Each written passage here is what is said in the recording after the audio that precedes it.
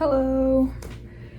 I've never recorded a video of this nature before. But I figured today would be a good date to start, a good time to start. I'm currently in a hotel. I won't disclose my location. But yeah, topic that came to me earlier today, and I guess just dawned upon me again just now, was that nothing looks better than winning. Or one could translate it to being nothing looks better than success. And how I landed there is, I was unable to watch the game tonight. It was the Warriors versus Kings, game 6. I am a Warriors fan. I have been I'd say for the entire championship run. Honestly, people will be like, oh, you're a bandwagon fan. Like, I started rooting for the Warriors before they won their first chip.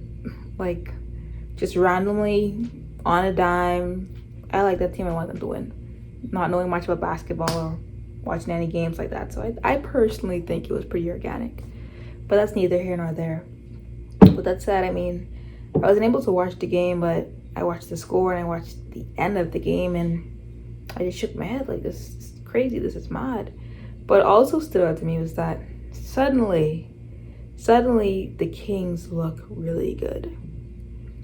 Looks matter to me. I'm a designer by profession. I study what makes people move, why they are inspired to buy a thing, to do a thing, what makes a space invigorating, something that you actually want to be. And yeah, so with that said, it does matter to me. I look at that. And also, though, along my time or journey of studying design and figuring out what works and doesn't work, I've also come to discover about myself that liking how things look is not the beginning or the end of it for me either. To me, what I'm most fascinated by in my work and in my life is when success meets, a good brand or a good look, a good aesthetic. To me, those are the most riveting or inspiring things. But that said, long story short, I'm rambling a bit. But yeah, what says me is games like the Kings look really, really good. And that's a big thing to note because literally a year ago, the Kings were trash. And I say that lovingly, but they didn't win anything. And I saw the rebrand. I thought the rebrand was pretty cool, but at the same time, I was like, it means nothing because you're not doing anything with it. What are you standing for? What is winning a part of your culture? Like, what do you have to show for this aesthetic? So I guess the purpose of this video is to address the idea that nothing looks better than winning. Nothing looks better than winning. And this is coming from a designer. So yeah, looking at the Kings, I went on Twitter after the game was over, and I saw that they were trending and all the images. Bleacher Report had this beautifully rendered image of, I guess it's Star Wars inspired, with the Iron Fox with lightsaber and stuff. It's just, I'm like, what? Like, these stuff look good. There's even a picture of the Iron Fox with a towel on his head. Beautifully shot, right focus and millimeters and all that. And I'm like, this team looks good. It looks good visually, but also looks good statistically. It looks good in performance. These kids are showing up. And what I love about them too is that I personally don't see it this way. I don't think they bought their way to success. And that's a different video for another time. I'm not here for the debates. But relatively or generally speaking, I consider them like a baby Warriors. In the sense that, they got the Iron Fox, they raised him up.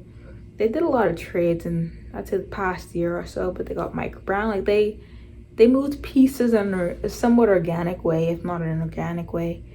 And here they are. Like, this team that no one expected to be great. Here they are, and they're doing it, and they're doing it with style. With me saying all of this, I still want the Warriors to win. Do not get me mistaken. Give me my dub, game 7. But, gotta give credit where it's due. And I do celebrate them. I celebrate what they have going on. And to me, they are just one example of how winning looks good. You know, I see that with the Grizzlies and how Jazz put them on the map. Like not 2, 3 years, I'd say. Yeah, maybe about 3, 4 years ago. The Grizzlies, who were they? What were they? Where were they? But with the acquisition of Ja and his personality and how he carries himself, it gives the Grizzlies a new vibe. Like, you don't feel bad wearing a Grizzlies jersey. It's not so much that their branding is great. I mean, they have really, I'd say, a really solid logo. Nice color scheme, it differentiates them. I personally think their uniforms could be a little bit more compelling, but that's just me. But yeah, I mean, despite that, you don't feel bad rocking a Memphis jersey. In fact, seeing that Memphis Grizzly logo somewhere and seeing Ja in the, you know, navy and white, or Dylan Brooks, as contentious as he may be, in that, like, I want to say periwinkle-ish type of blue. It's not periwinkle, it's more like it's like a baby blue.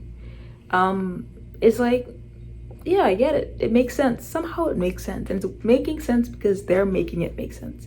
Because the record indicates that there's something going right. Amidst all the chaos that they deal with, or have been dealing with for the past year, over the past year, something is going right for them to be winning, you know, and challenging these teams.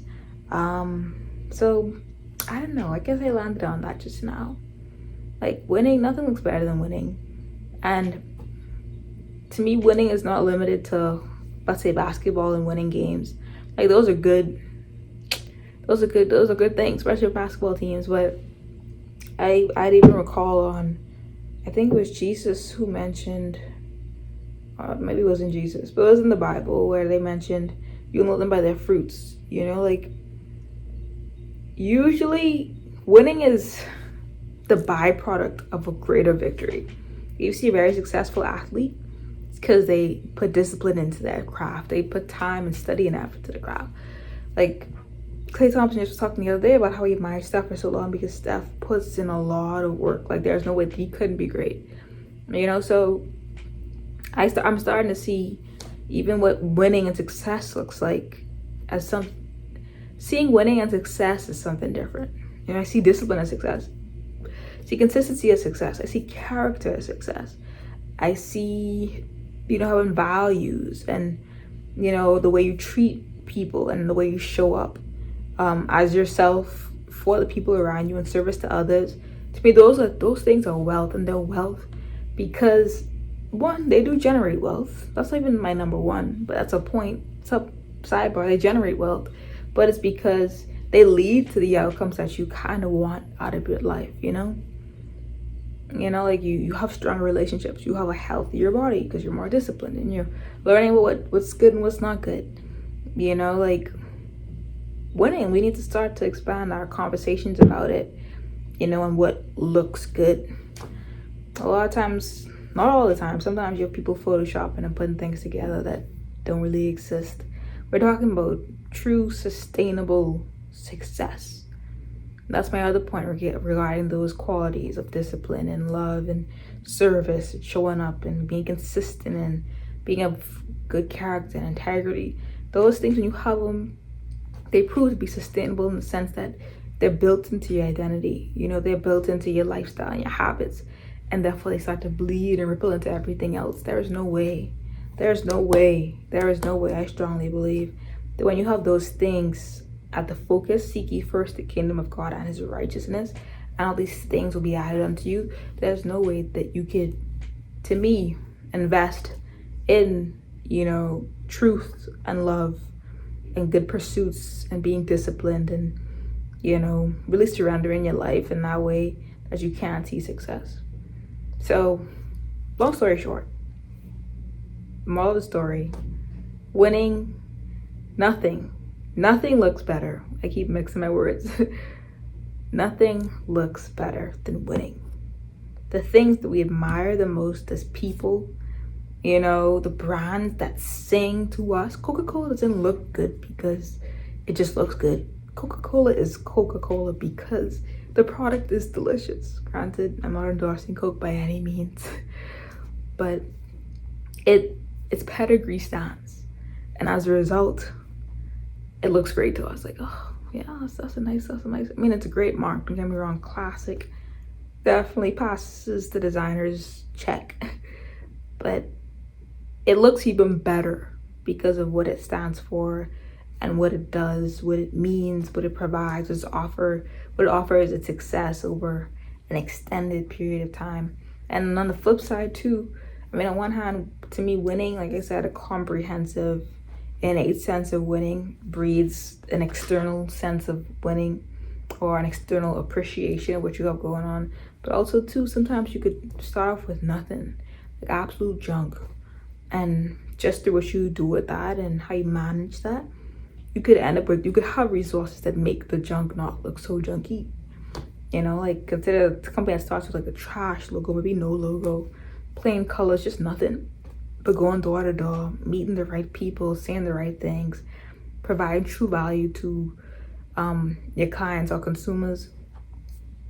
In no time, you probably have enough money to invest. Hey, maybe you should do a rebrand. Hey, maybe you should have a solid interface, you know? So, I don't know. But that said, nothing looks better than winning. That's my commentary, I guess, on game 6. And I wish the Warriors all the best. I wish the Kings all the best too, though. I want to made a better team win, but God's will be done. God's will be done. I pray for health for all of them involved, and let's have a good time. Go Warriors, but dang, I can't be mad at the Kings either. They're doing that thing. They look good while doing it. Nothing looks better than winning, guys. Thanks for listening.